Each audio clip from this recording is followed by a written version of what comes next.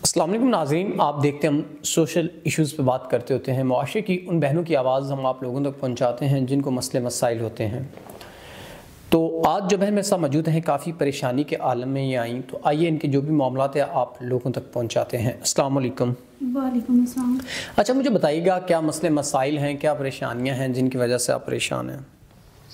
मेरा एक अच्छे घराने से ताल्लुक़ रखती हूँ, लेकिन मेरा शोहर एक हादसे में इंतकाल कर गया और मैं बेवा हो गई हूँ। छोटी सी उम्र में बेवा हो गई हूँ। मेरा सिर्फ एक बच्चा है जो जवान हूँ। लोग तरह तरह की बातें करते हैं, इज़्ज़त नोचते हैं। मर्द हो तो कोई बात नहीं करता।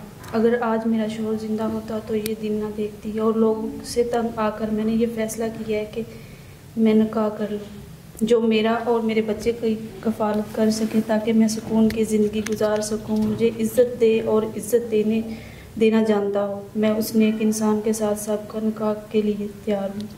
नाज़रीन, बहन ने तमाम तर वजाहत करती मुख्तसर अल्फाजों में कि वो क्या चाहती हैं और उनकी ज़िंदगी के क्या मसाइल हैं। तो हमें मुआशरे की ऐसी बेटियों को सहारा देना चाहिए जो मजबूर होती हैं। तो हम उम्मीद करते हैं कोई नेक इंसान इनसे निकाह करेगा और इनके तमाम तर मसाइल को हल करेगा जिस परेशानी में ये हैं। तो ये एक बापर्दा बहन हैं और इस्लाम के मुताबिक अपनी ज़िंदगी गुजारती हैं। तो हम उम्मीद करते हैं कोई नेक इंसान इनसे निकाह करेगा और इनकी तमाम तर जो परेशानियां हैं उनको दूर करेगा। तो इसी के साथ अपने मेज़बान नवाब अहमद को दें इजाज़त। खुदा हाफिज़।